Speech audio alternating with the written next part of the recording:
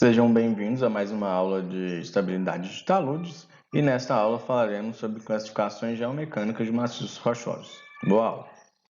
Bom, como a gente sabe, a natureza do maciço rochoso ela é muito complexa, bem como os processos que se desenvolvem nesses maciços. Então, é necessário que a gente tenha algumas ferramentas teóricas que nos permitam entender esse problema e também tentar controlar esse comportamento dos maciços rochosos. Então, para isso, foram desenvolvidos modelos teóricos, justamente para analisar o comportamento desses maciços rochosos. Obviamente que baseia-se não só na teoria, mas também na experiência desses autores. Então, como definição geral de classificação geomecânica, a gente pode dizer que elas são procedimentos que vão agrupar, que agrupam os maciços em categorias de comportamentos similares e que vão relacionar essas características com soluções típicas para diversos problemas da engenharia. E qual que é o objetivo? Quais são os objetivos? O que essas classificações mecânicas visam? Justamente visam correlacionar a experiência de um local com a encontrada em outros, visa identificar os parâmetros de comportamento do maciço rochoso, dividir esse maciço rochoso em zonas de comportamento similar, e também visa prover uma base para a compreensão das características de cada maciço e obter dados quantitativos e orientações para o processo. E, em linhas gerais, visam facilitar a comunicação entre os engenheiros e os geólogos. Como já dito, existem diversos sistemas de classificação. Os mais utilizados são o sistema RMR, Rock Mass Rating, proposto por Beniavsky. Em 89 é a última versão, existem versões anteriores. E o sistema Q, proposto por Barton et al. 94. A questão é que o sistema Q, o sistema RMR é mais voltado para a caracterização das descontinuidades e o sistema Q ele é mais voltado para túneis. E justamente a equipe que propôs baseou-se bastante na experiência em diversos casos históricos. Porém, em 2015, Barton e Barr, eles propuseram o K-Slope, que é uma adaptação do sistema Q especificamente para taludes. Esses dois sistemas são os mais utilizados, esses dois sistemas de classificação geomecânica são os mais utilizados. Existem diversos outros, Existem alguns que se baseiam no RMR, a exemplo, o SMR, que é Slope Mass Rating, ele é proposto por Romana, 2000 e pouco, e ele pega o índice RMR básico e faz alguns ajustes com base na relação angular entre descontinuidades e talude. Existem diversos outros. Mas um outro que a gente de fato vai abordar nessa aula é o GSI, proposto por Hooke.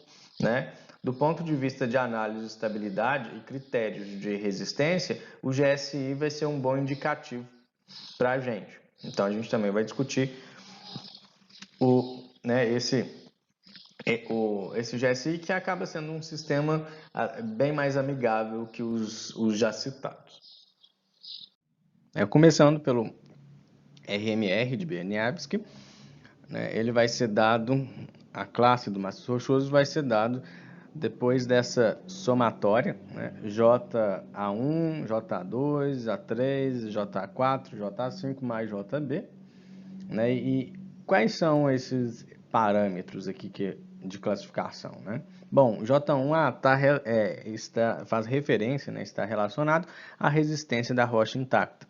JA2 ao RQD, JA3 ao espaçamento das descontinuidades, JA4 as condições das descontinuidades, que vão levar em consideração a rugosidade, preenchimento, enfim, outros aspectos.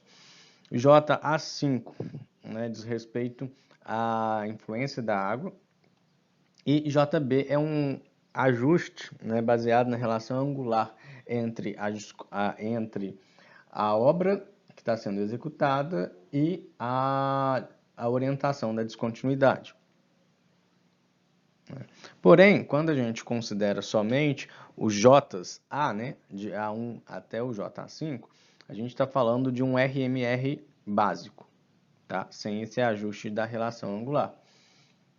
Justamente porque a ideia do RMR básico é te dar uma dimensão geral daquele maciço rochoso, e a depender da obra você faz os seus devidos ajustes, né? Lembrando que o SMR de Romana consegue fazer um ajuste de relação angular um pouco mais refinado.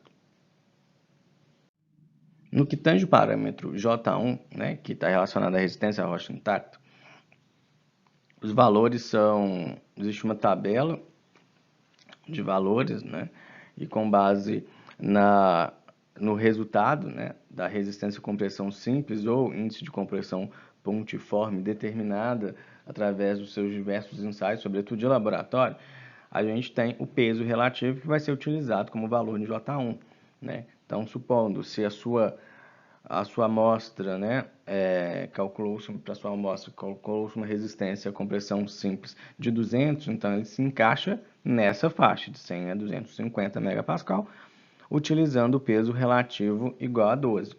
Né?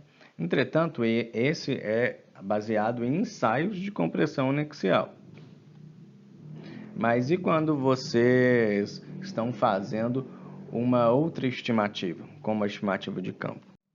A gente consegue fazer essa correlação da resistência unexial, né, através de uma estimativa em campo. E imagino que vocês devem se lembrar da última aula, em que a gente faz essa relação, né, de R0 até R6 e temos as faixas de resistência, né? E, obviamente, que esses são aqueles testes que a gente executa com qual utensílio mesmo? O martelo de geólogo, né?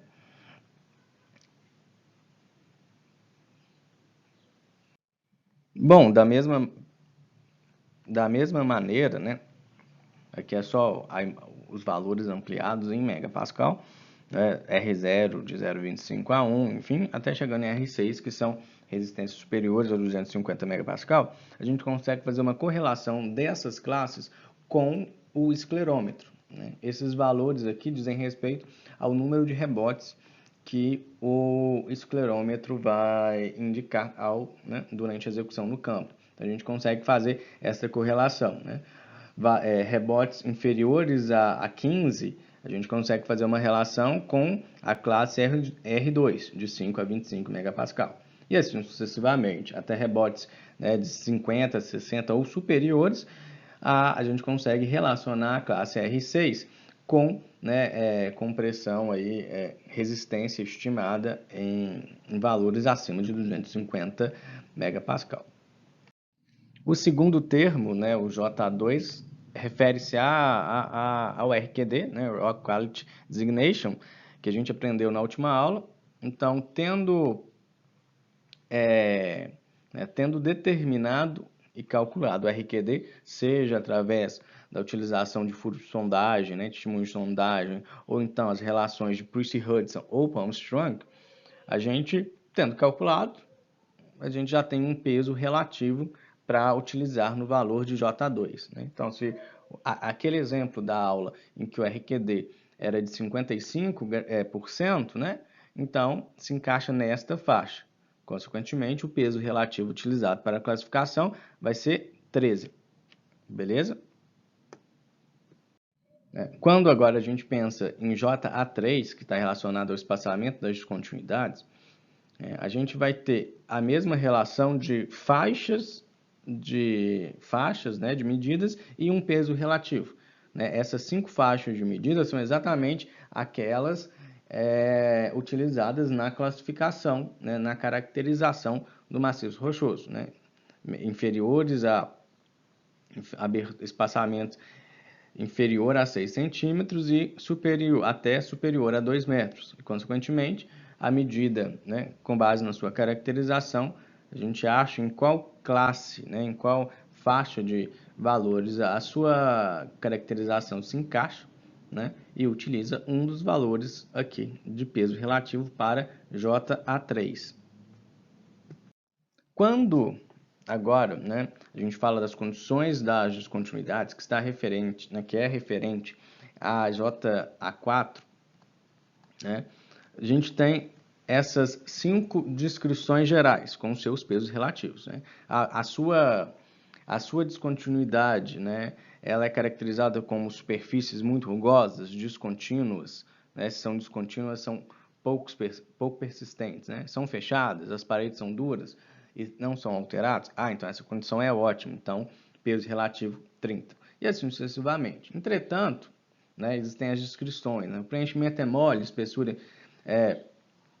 superior a 5 milímetros, né? Ou então a abertura superior a 5 milímetros e descontinuidades muito persistentes. Então a gente tem a pior situação, com o peso relativo igual a zero aqui.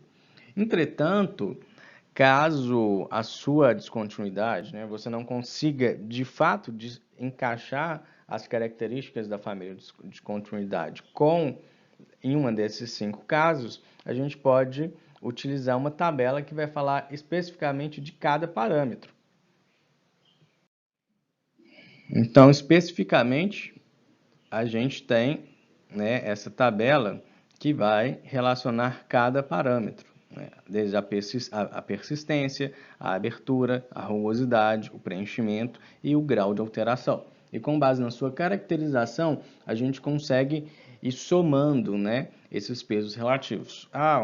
Minha descontinuidade tem 2 metros, então, de persistência. Então, vai ser 4 somado, né, ao peso relacionado à abertura, somado ao peso relacionado à rugosidade, posteriormente ao preenchimento e à alteração, né, não se fazendo necessário a utilização do valor do slide, né, do peso relativo do slide anterior, e sim toma-se como parâmetro, o valor do parâmetro JA4, a somatória desses pesos que estão relacionados a cada uma das características.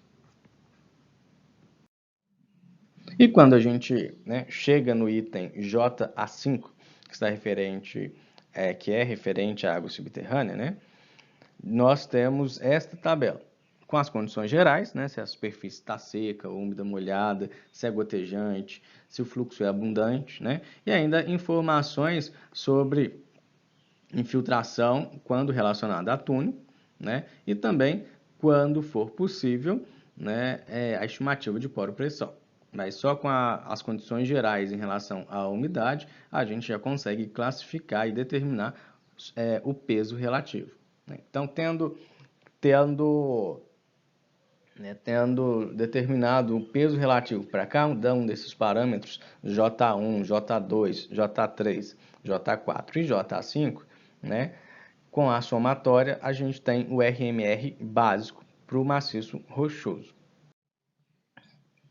E tendo o RMR básico, que vai ser a somatória de J1 dos parâmetros J1 até o parâmetro J5, a gente pode fazer um ajuste, né? Esse ajuste, a ideia não é aumentar mais a nota, na realidade baixar a classe do talude, a depender da relação angular entre a orientação das descontinuidades e a face da escavação que está sendo desenvolvida, né? Seja túnel, fundação ou taludes. Então, nós temos 5 condições de muito favorável, e o muito favorável refere-se a favorável à estabilidade, né? Então, se ela é muito favorável, ela não condicionaria, essa descontinuidade não condicionaria nenhum processo geodinâmico. À medida em que uma relação angular classificada como muito desfavorável, ela seria altamente suscetível a condicionar um movimento de massa, talvez um escorregamento planar, algo do tipo. Então vamos pensar, de repente eu tenho uma descontinuidade que é altamente instável, né, aflorando em um talude. Então, do RMR básico seria subtraído menos 60, o que talvez talvez o talude, né, aquele maciço rochoso, tivesse sido classificado como um bom, né, de boa qualidade, esta relação angular já rebaixaria essa classificação para um regular ou muito ruim, né, justamente com a ideia desse comportamento instável né, esse comportamento geomecânico instável.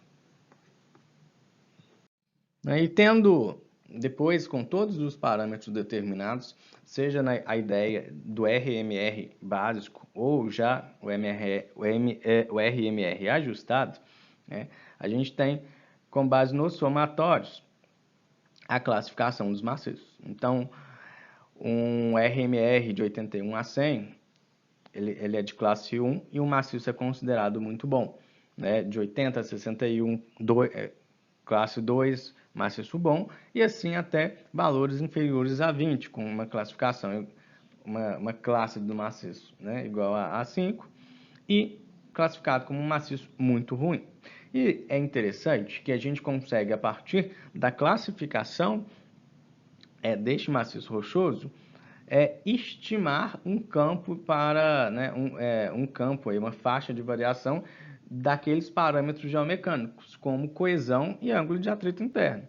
Então, para aqueles né, maciços classificados como classe 1, que são maciços muito bons, né, eles apresentariam coesão, né, superior a 400 e ângulo de atrito interno superior a 45 graus. Aquele talude, né, aquele maciço rochoso classificado como muito ruim, ele teria coesão inferior a 100 e também ângulos de atrito interno inferiores a 15 graus, né, que são ângulos muito baixos. Então, a gente, com base nessa classificação, a gente consegue fazer uma estimativa da faixa de variação de coesão e ângulo de atrito interno de um determinado maciço rochoso classificado. Mas vamos parar aqui um momentinho só para pensar um pouco, tá?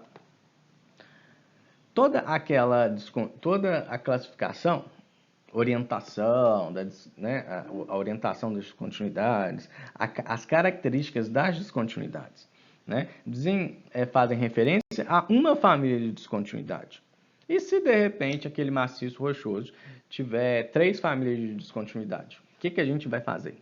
Bom, basicamente, a gente vai fazer a classificação individual, né, de cada família de descontinuidade. F1 é muito ruim, F2 é boa, F3 é ruim, né? Então, a gente tem 3 classificações com base nas 3 famílias de descontinuidades. Muito ruim, ruim e boa. Qual vai ser a classificação adotada? Basicamente, a classificação adotada vai ser a mais ruim, né? a pior.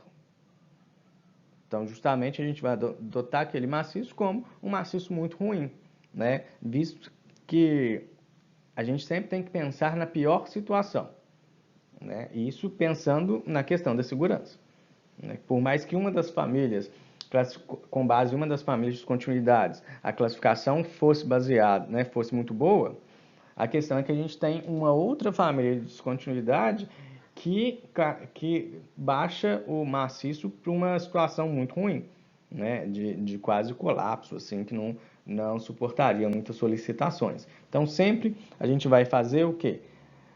Uma classificação para cada uma das famílias, seja quantas forem, e vamos adotar a pior classe, tá? A pior de todas. E agora, chegando ao sistema Q de Barton, né? A gente tem que a classificação de Barton vai ser baseada, né, nessa relação RQD sobre JN vezes JR sobre JA e vezes, né, JW sobre SRF. E o que seriam todos esses códigos? Quais seriam esses parâmetros? Bom, RQD a gente sabe que é o índice de qualidade, né, que vocês aprenderam aí, ele sempre vai ser utilizado para designar essa qualidade do maciço. JN, ele é um índice, né, que está relacionado à influência do número de famílias, ou seja, o grau de fragmentação desse maciço.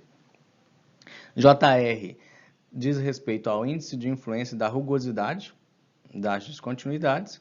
JA, o índice de influência do grau de alteração do maciço.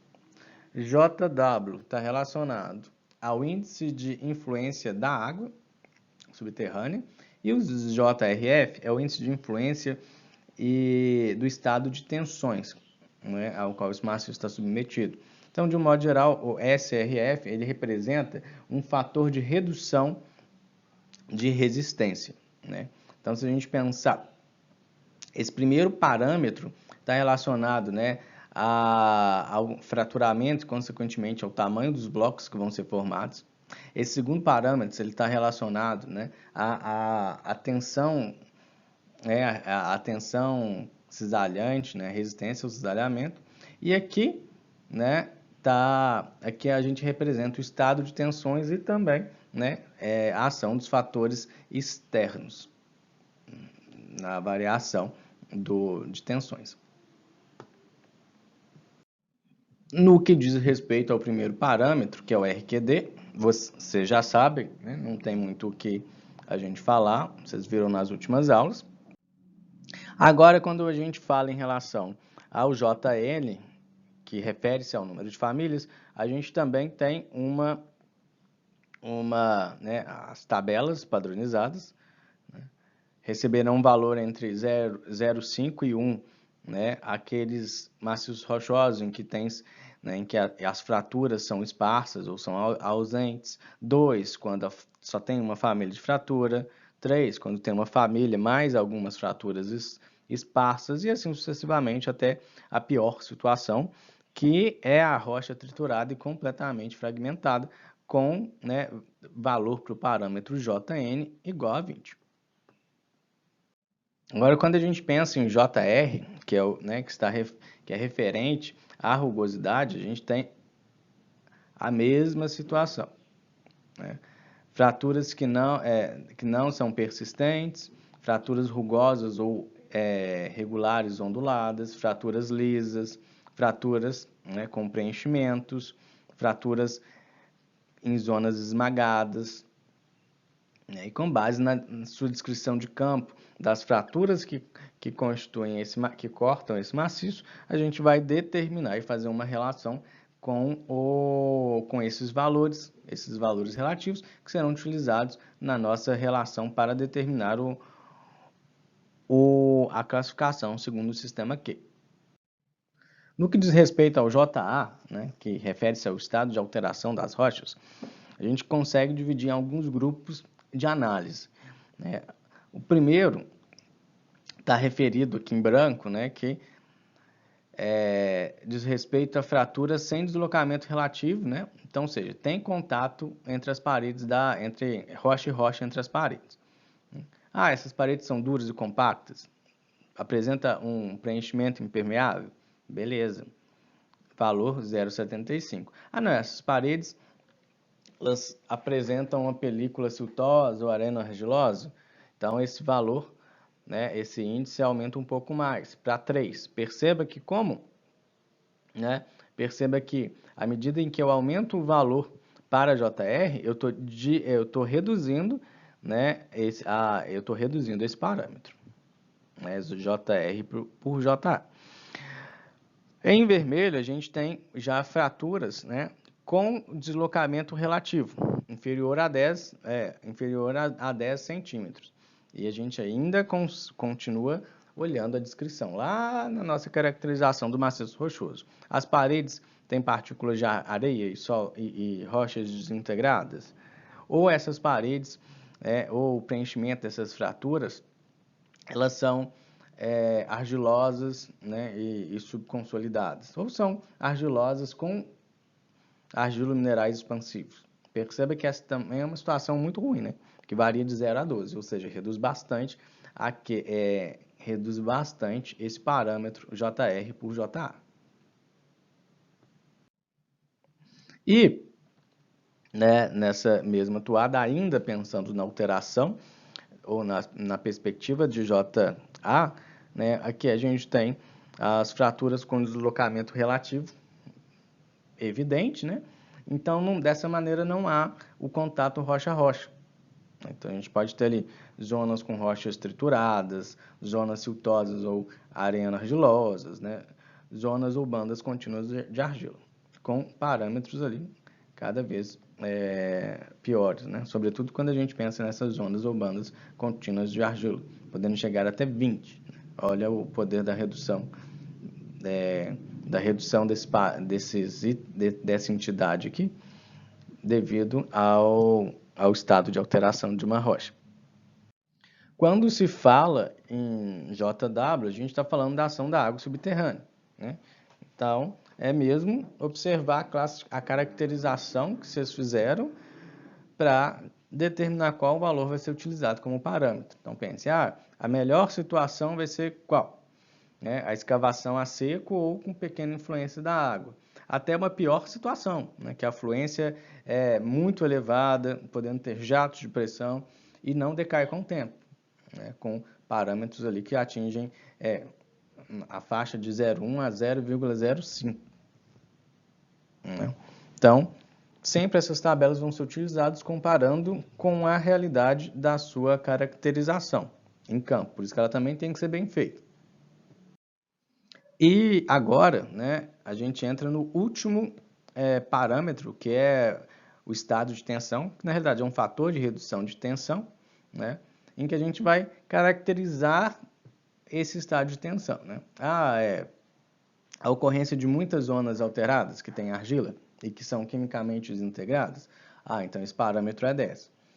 Só que em alguns momentos a gente consegue melhorar. A zona esmagada é uma zona esmagada com rocha competente, sem argila, em profundidades que são superiores a 50 metros. Qual que é? A gente vai usar aqui de SRF. O 2,5. Então, a ideia é tentar caracterizar de acordo com classificar, encaixar aqui de acordo com o que vocês estão observando em campo, de acordo com as características observadas em campo. Se a gente pensar ainda sobre o estado de tensão, existem aquelas situações em que a gente tem tensões baixas, mais próximas à superfície, tensão aí superior, a relação tensão sigma 1 para tensão normal, é superior a 200, é superior a 200, então a gente tem ali um valor para SRF igual a 2,5, tensões moderadas de 2 a 100, que a relação sigma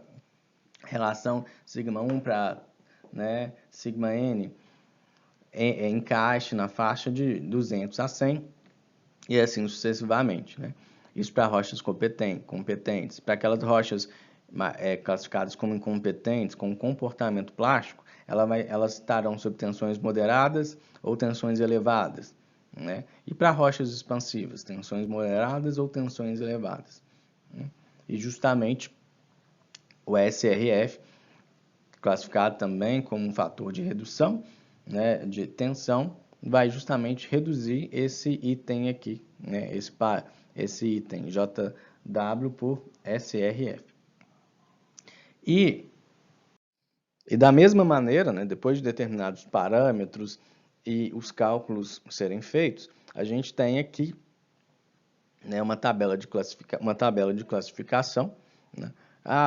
Se o seu Q está dentro dessa faixa de 0,001 até 0,01, a gente tem um maciço rochoso péssimo.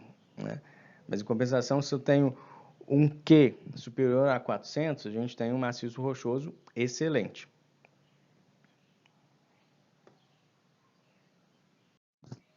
E aquela mesma tabela, aquela mesma tabela de classificação, vai ser utilizado também depois pelo sistema K-Slope, que na realidade os parâmetros são os mesmos basicamente. A mudança do sistema K para o K-Slope, essas adaptações deram-se em JW, que tornou-se JWise, o JRF que tornou-se o SRF, o SRF tornou-se SRF Slope, e esse parâmetro JR por JA sofreu uma pequena modificação na sua aplicação, mas de qualquer forma o RQD sobre o RQD JN, JR e JA vão ser utilizados aquelas mesmas tabelas que acabamos de ver, Só a aplicação vai ser um pouco diferente e neste caso aqui né, o modo de determinar J-wise e o SRF slope é um pouco diferente, né?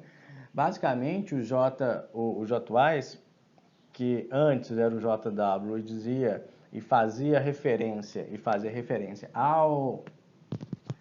à influência da água subterrânea, agora faz referência também às condições climáticas, né? Está submetido a um clima seco, a um clima que eventualmente a gente tem chuvas tropicais e assim sucessivamente. A gente vai ver agora logo à frente. Bom, né, como eu disse, as tabelas são as mesmas, tá? Para RQD, para JN, para JR e para JA. Entretanto, quando a gente tem, né, somente no caso de situações em que a gente tem a formação de cunhas, né, que é a interseção de duas famílias de descontinuidade, que, né, podem acabar ocasionando um escorregamento em cunha, o JR sobre JRA vai ser feito para cada uma das famílias que estão, de fraturas, né, de descontinuidades, que estão delimitando essa cunha. Então, se é uma cunha, a gente tem duas famílias, né, de descontinuidades ali. Então, a gente vai ter um parâmetro JR sobre JA1 vezes JR sobre JA2, né, da família 1 e da família 2, da família principal e da família secundária, que vai ajudar na formação, no condicionamento dessa cunha. E ainda, né, a gente consegue ter um fator dito O, né, que está relacionado à orientação dessas descontinuidades. Agora, independentemente, né, se forma cunha ou não, todas as vezes, né, que a gente está analisando a situação, a gente está sempre analisando a pior situação, a situação mais desfavorável, né? Por isso que eu disse que aqui, né, o JR sobre JRA1 vai ser a mais desfavorável. Então, pensando na sua pior família, né, a família que vai ser mais desfavorável, ou seja, que vai ter um maior potencial de condicionamento de um processo geodinâmico, né, com base na orientação dessa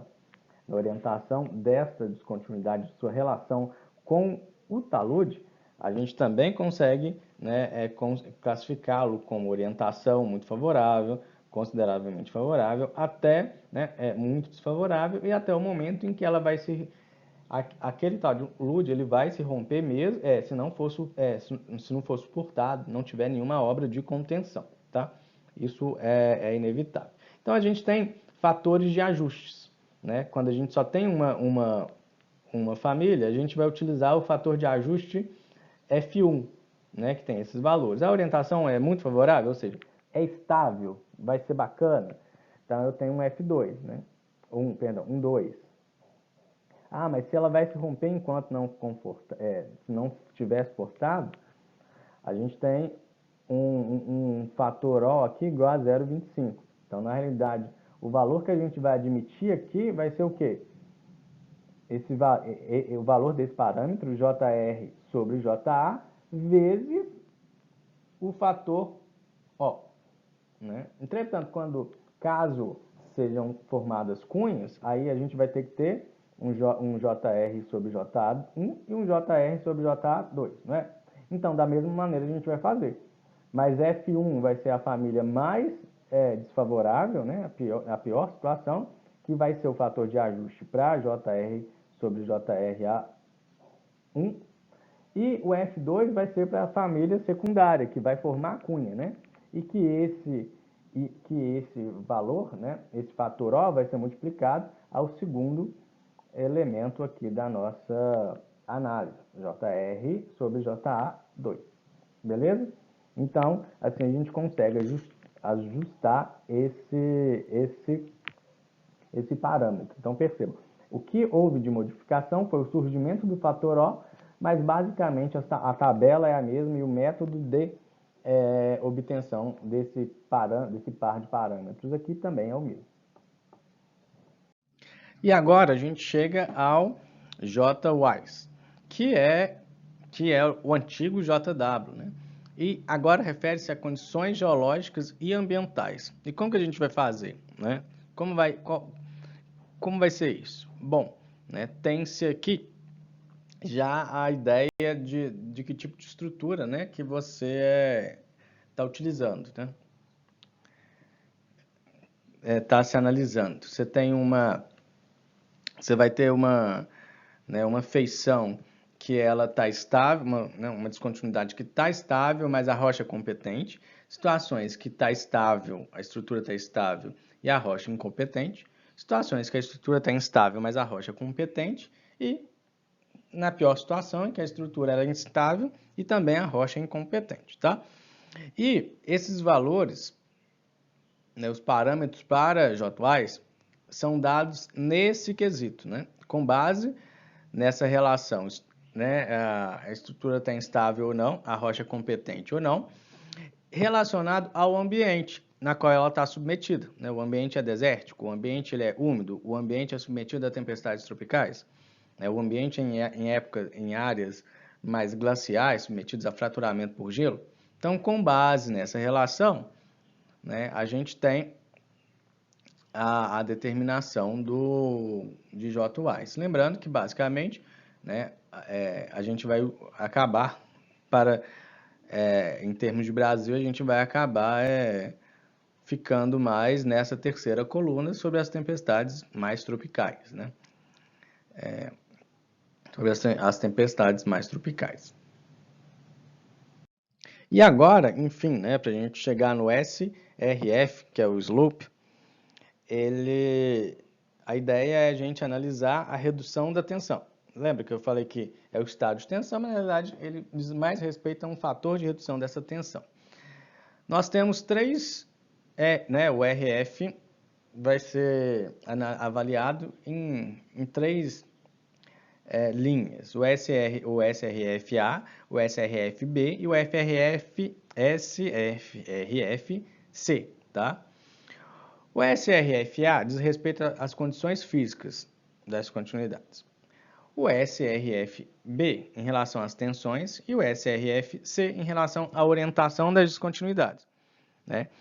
Bom, você vai analisar isso, os três valores, e a gente vai considerar o maior valor, tá? Não precisa fazer soma nem multiplicação.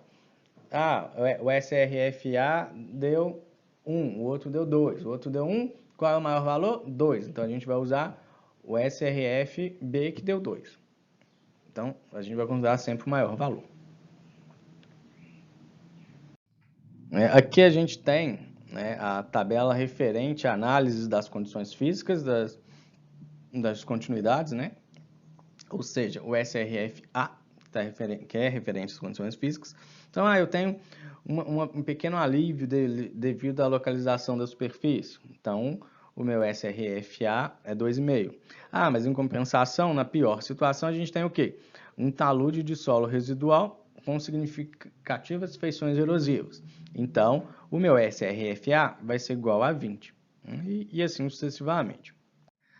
Quando a gente pensa agora no estado de tensões, que é o SRF-B, né, a gente está num nível moderado de tensões, a gente está de um alto nível de tensões, até um fluxo plástico de material amolecido pela tensão, né, a gente vai ter que fazer esta análise. E de um modo geral, esse valor, esse intervalo aqui, 50 a 200 é a relação entre aquela relação que eu tinha dito anterior, né, quando eu falava só do SRF, que é a relação entre a tensão anexial e a tensão normal, tá? E aqui os valores para serem utilizados com base no seu nível de tensões. E por fim, o SRF-C, né, que está relacionado, é uma análise feita considerando a orientação da principal descontinuidade, né? A principal descontinuidade, né, com pouco ou nenhum preenchimento argiloso, com o RQD igual a 0, com argila, com rocha triturada, né? E aqui o RQD 300 com argila também triturada. O que significa esse RQD 100 e esse RQD 300? Vocês lembram que quando a gente calculou o RQD com base na média linear, na frequência linear? Então, esse RQD vai ser o 100 vai ser obtido com a média linear, né? Com descontinuidades, com essas descontinuidades perpendiculares a 1 metro, e o RQD 300 com essa frequência linear sendo determinada a partir, né, do número de descontinuidades daquela família, né, da principal descontinuidade, em uma distância de 3 metros. Ok? Então, com base nisso, a gente tem também a questão da favorabilidade, né, da estabilidade daquela descontinuidade frente ao maciço, ao talude. Então, uma descontinuidade caracterizada, né, classificada como favorável, significa dizer que ela é ótima, não vai acontecer nada ali.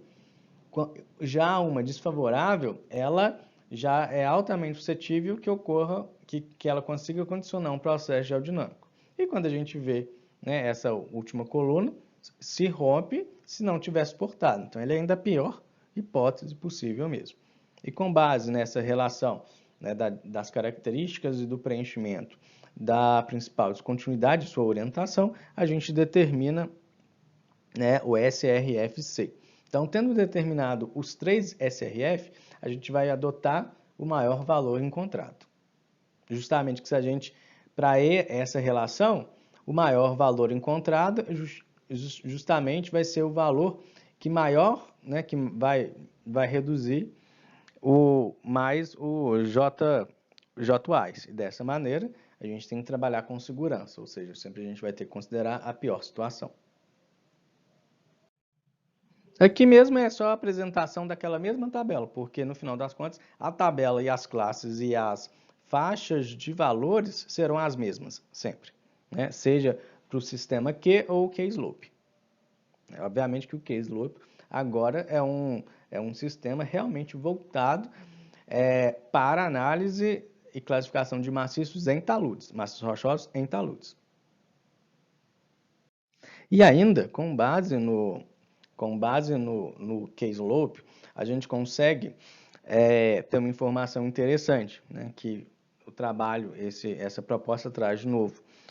O beta aqui, ele representa a nossa inclinação máxima, né, sem esforço para que taludes inferiores a 30 metros de altura possa ser desenvolvidos, né? Isso é bem interessante, que a gente consegue determinar qual é a inclinação máxima sem se colocar nenhum tipo de contenção, né? Obviamente que nos taludes inferiores a 30 metros. Aquele talude consegue suportar. Isso é interessante, essa relaçãozinha, né? 20 vezes log de 10, log da base 10, do valor do K-slope encontrado, mais 65 graus. Então, é interessante que ele já consegue, né, te orientar como, né, classificação, ele já te dá qual que vai ser a inclinação, qual é, né, a inclinação máxima e que vai ser de segurança para a estabilidade desse talude. Os sistemas de classificação geomecânica também apresentam outras aplicações, como estimar, né, propriedades de resistência que vão embasar a utilização do critério de resistência de Hooke-Brown, né, estimar o módulo de deformabilidade do maciço rochoso e, de certa maneira, né, as correlações, também é importante entender um pouco sobre as correlações entre os sistemas, né, que com isso vai ajudar na validação da classificação realizada por vocês. Do ponto de vista das correlações entre os sistemas, que a gente já viu, né, essas correlações elas são indicativas, né, não necessariamente para a partir do RMR se determinar o sistema Q ou vice-versa, né, mas elas têm o objetivo de correlacionar tais classificações, né. Dessa maneira a gente tem dois que são mais usados, o RMR, né, essa equação RMR igual a 15 log do sistema Q, né, do valor da nota do sistema Q mais 50, ou então RMR é igual a 9 LM de Q mais 44. A primeira proposta é uma proposta de Barton 95 e a segunda proposta é de Bieniawski. E agora o último sistema de classificação que eu vou discutir é o GSI, que na realidade é muito tranquilo, sabe? Porque ele é muito visual. Antes de tratar a determinação visual, de fato, a utilização do sistema, eu gostaria só de apresentar algumas relações com as quais é possível estimar o valor do GSI com base nas classificações anteriormente vistas, né?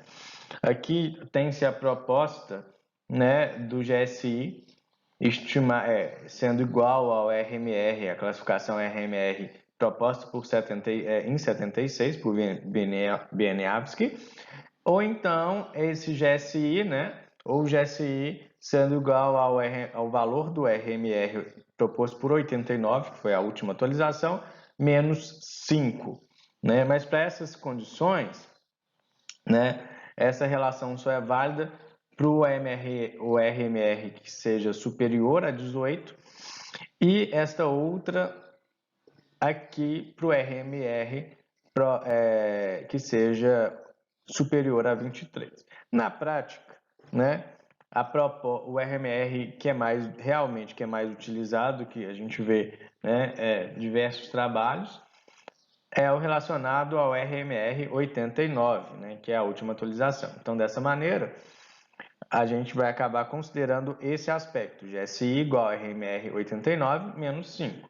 Ainda é possível relacionar o GSI ao sistema Q, né, em que o GSI seria igual a 9 vezes o logaritmo natural, né, neperiano, de Q' mais 44. E o que seria o Q', né? Justamente o Q' seria o sistema Q parcial, né? Sendo que esse primeiro elemento, né?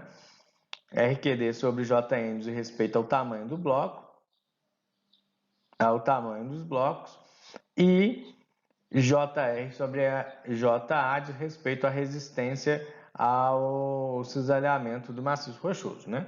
Então a gente desconsidera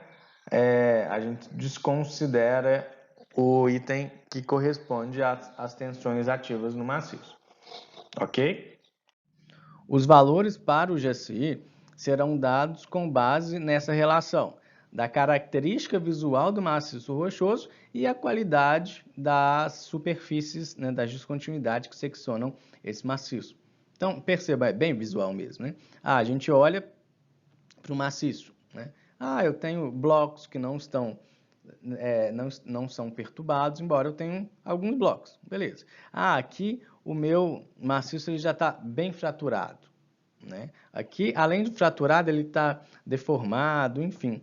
E eu tenho uma situação em que o maciço pode estar totalmente desintegrado, né? Então, isso aqui é a característica geral. E é uma identificação bem visual. Só olhando para a carinha mesmo do Talode, né? Olho no olho. E aqui a gente consegue estabelecer qual é essa característica estrutural do maciço, tá? Quando a gente analisa agora o outro lado, a gente está analisando o quê? A superfície das descontinuidades. A gente tem uma descontinuidade que é muito rugosa e basicamente inalterada, então a gente tem uma qualidade muito boa para essa superfície. É rugosa, então ela está inalterada, né? Então é a melhor situação frente ao desenvolvimento de algum processo geodinâmico. Já quando a gente vê o extremo aqui, né, já são superfícies consideradas muito pobres, né? A gente já tem argilas preenchendo o material, já apresenta as paredes muito alteradas e assim sucessivamente, né? Então, basicamente, tendo determinado, né, qual é a aparência estrutural desse maciço rochoso, a gente vai ter que determinar qual é a qualidade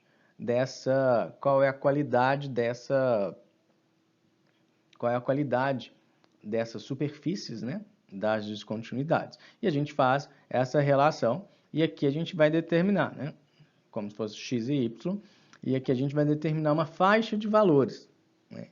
Mas é melhor você dizer que o seu material está aqui entre 55 e 65, né, nessa faixa de valor, do que você falar que ele é um 60, né? Pensando que não necessariamente a gente vai encontrar um maciço rochoso exatamente com a característica que está aqui, do ponto de vista estrutural, e mesmo não necessariamente são todas as descontinuidades que poderão ser classificadas como qualidade, como muito boas ou muito ruins, né?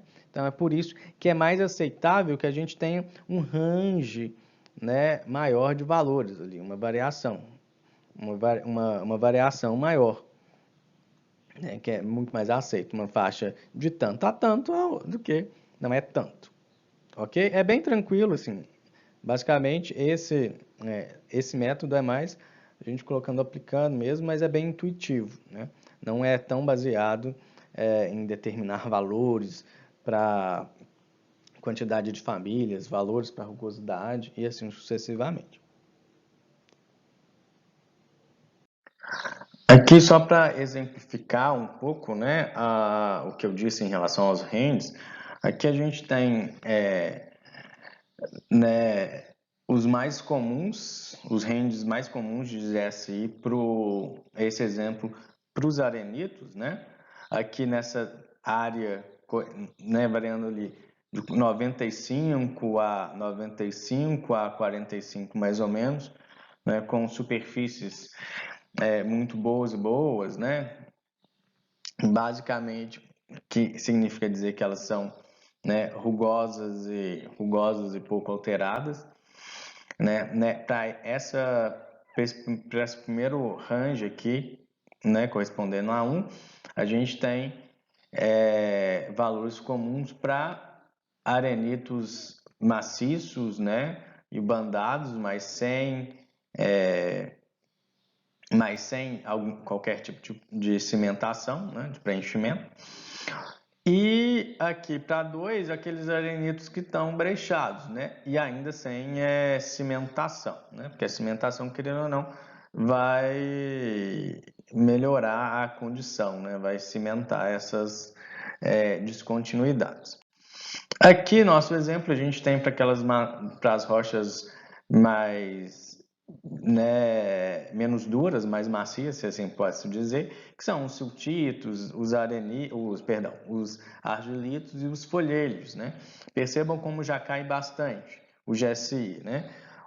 Na questão de né, temos dois agrupamentos, 1 e 2 aqui, mas perceba que nesse agrupamento aqui, a gente já tem como valores máximos ali 45, entre 45 e 25, né?